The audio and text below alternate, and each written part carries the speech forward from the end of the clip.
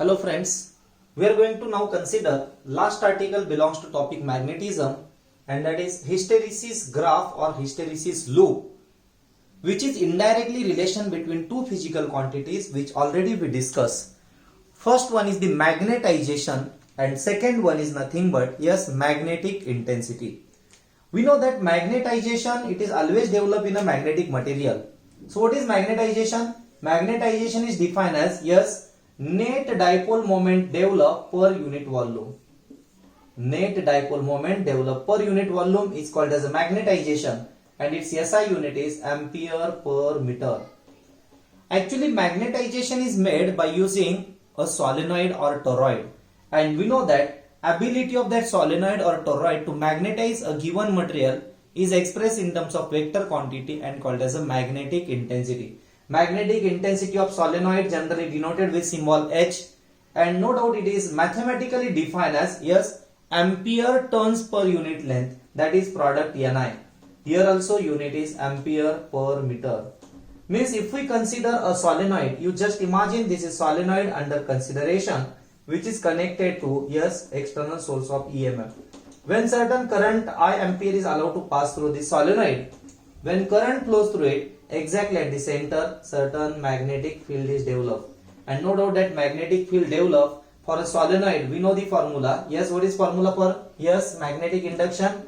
Magnetic induction B is equal to mu 0 Ni, where N be the number of turns per unit length. Now this product Ni, just now we discussed, it is called as magnetic intensity, so we can write this is also equal to mu 0 time H. Very important.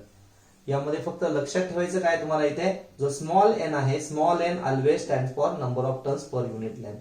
Is it clear to you?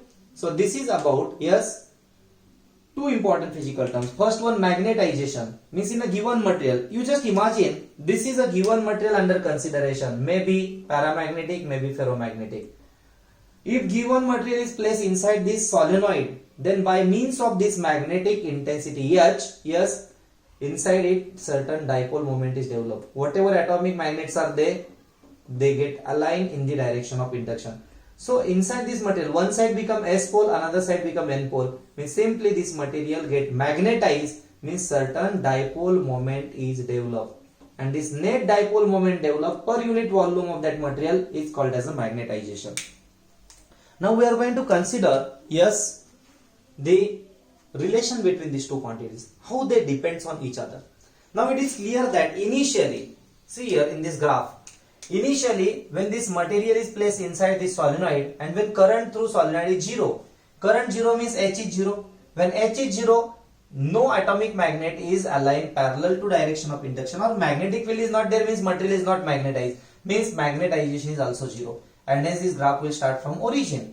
Now when H is increased, suppose certain current is allowed to pass and gradually it is increased, then magnetization also goes on increasing, shown with this dotted line, and at certain stage, that magnetization become maximum. So this is the maximum value of magnetization at A point.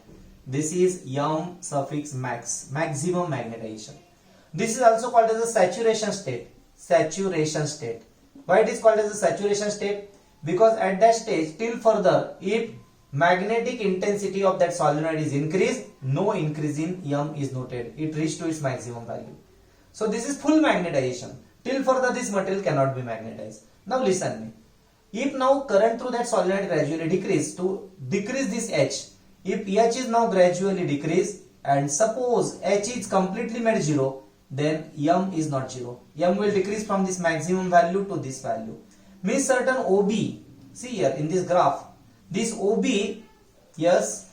length OB on this y-axis, length OB on y-axis or along y-axis, this is nothing but certain magnetization left in that material.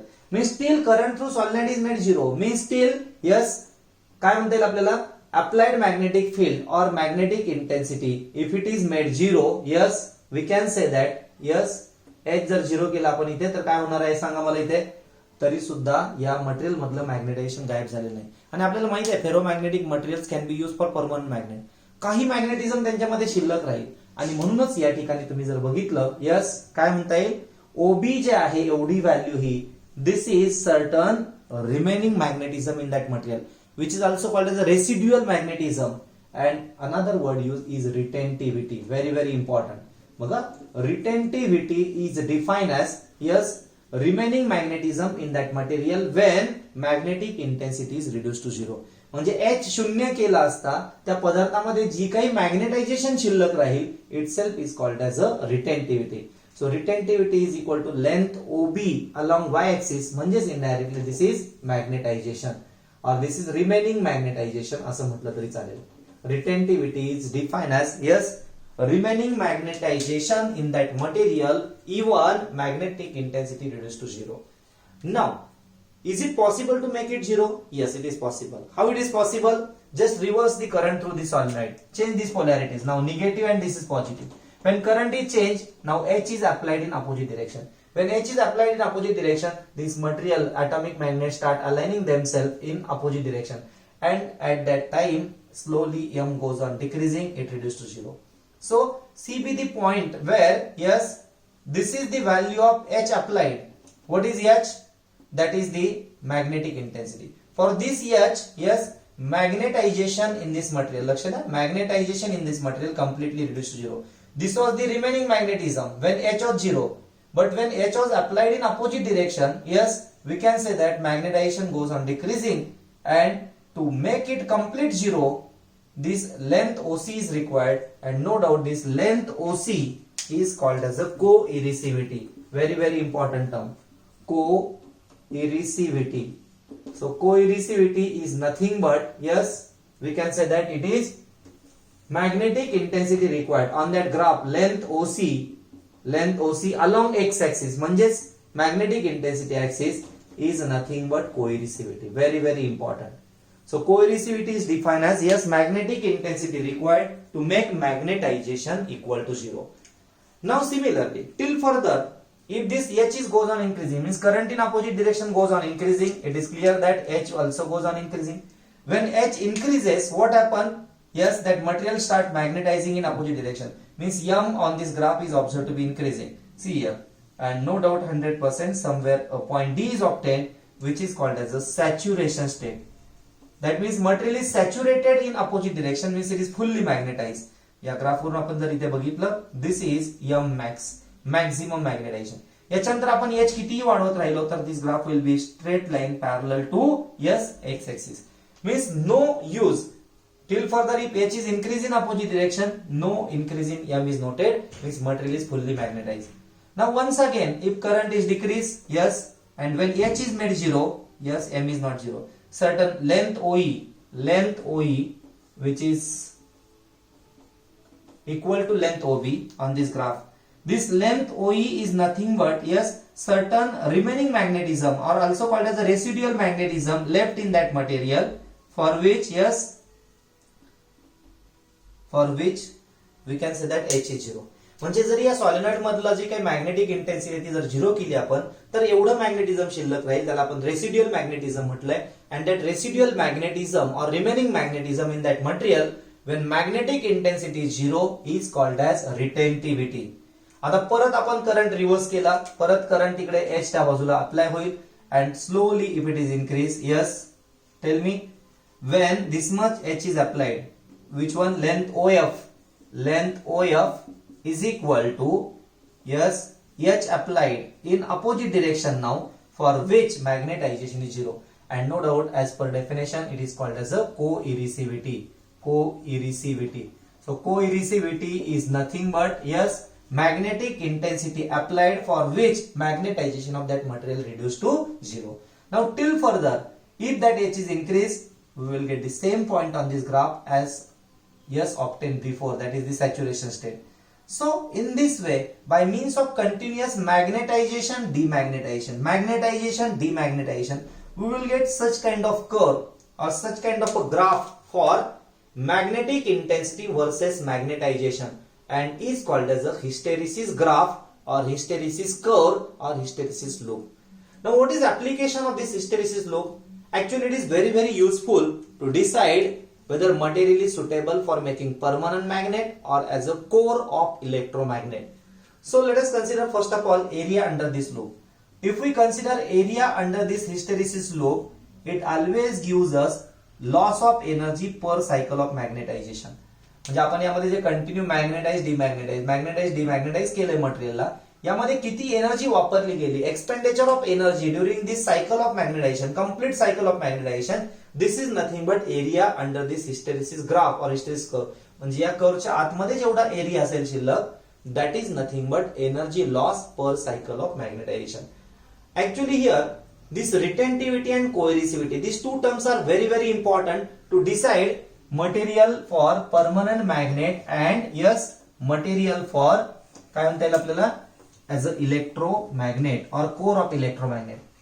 Actually retentivity and second property already I explained here, coercivity.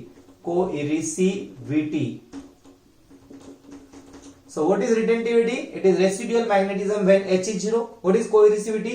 It is magnetic intensity required to make M equal to 0. Now, a material used for permanent magnet must possess high retentivity and high coercivity. Why high retentivity and high coercivity? High retentivity means, yes, greater magnetism is there. High coercivity means its magnetism will not be lost immediately. Because by means of rough handling, if coercivity, this part is very very small, then by means of rough handling or that material is fall on the ground, immediately that magnetism will be lost. And that's why such material should be there whose retentivity and coercivity both are very very high. So always remember, a material which is suitable for making permanent magnet must possess high retentivity and high coercivity. And such a most important material is nothing but yes, steel material. STEEL. Steel. What is steel? Yes, alloy of iron. Alloy of iron. Why not to use iron in pure form? Because it is a soft material. Actually, when it is made as alloy, means certain other materials are mixed in that pure iron, it become alloy, which is called as a steel. It become a hard material. So instead of soft iron, in case of hard iron, retentivity and coercivity both are very very high. But in case of soft iron, if we consider a soft iron, means iron in pure form or maybe nickel, cobalt, this material, yes, their retentivity is high but coercivity is very small. Retentivity is high but coercivity is very small. And such a property is very very useful, yes, for what? As a core of electromagnet. CORE, core of electromagnet. Electromagnet. और may be as a core of transformer. आपल्याला माहिती आहे transformer मध्ये दोन coil असतात बघा, primary secondary, तर त्यांना सपोर्ट देण्यासाठी सुद्धा मध्यभागी यस आपण जनरली सॉफ्ट आयर्नचा कोर वापरतो. आणि त्याचं दुसरं काम काय, iron is a ferromagnetic material. ज्यावेळेला त्या ट्रान्सफॉर्मरच्या कॉईल मधून करंट पास होतो, that magnetic field is produce exactly at the centre. So that iron material is also magnetized because it is ferromagnetic. So it will magnetize in the direction of applied magnetic field, which helps to increase the magnetic field inside that core. But as soon as current through that coil or electromagnet reduced to zero, that material must lose its magnetization, and that's why coercivity must be very very small. If we compare now these two materials, which two materials? Steel material and iron material. See the difference between their hysteresis curve. Such kind of hysteresis curve is there, yes, for which material? It is for steel material. This is a graph for steel. STEEL, steel. Its shear coercivity is very very small but retentivity is very high. And such a material, yes, when current through that electromagnet reduced to zero, as coercivity is very small, immediately it loses its magnetism property. But if we consider now steel material, for steel material, yes, just now we discussed coercivity and retentivity both are very very high. या दोन्ही सुद्धा properties वर आपण जर focus केला तर these both properties are very high. This is yes for which material? Yes, sorry. This is for steel material, means high retentivity and high coercivity. Coercivity and retentivity दोन्ही जास्त असतील तर that is steel permanent magnet. And this first graph shown, this is A and this is second B. B is for steel and A is for this is soft iron. Soft iron. So for soft iron, see here coercivity, this part is very very small. आणि जर steel मध्ये बघितलं तर हे जास्त आहे. तर अशा पद्धतीने आपल्याला हिस्टेरिसिस लूपची इथे मदत होते मटेरियल सिलेक्शन मध्ये फॉर मेकिंग परमनंट मॅग्नेट और as a core of electromagnet. ठीक आहे, तर मला वाटतं इथे हा टॉपिक कंप्लीट झालेला आहे. हा लास्ट व्हिडिओ होता. यावर तुम्ही चांगलं रिवाइज करा आणि याच्यावरचे प्रॉब्लेम सॉल्व्ह करायचे. Okay, thank you.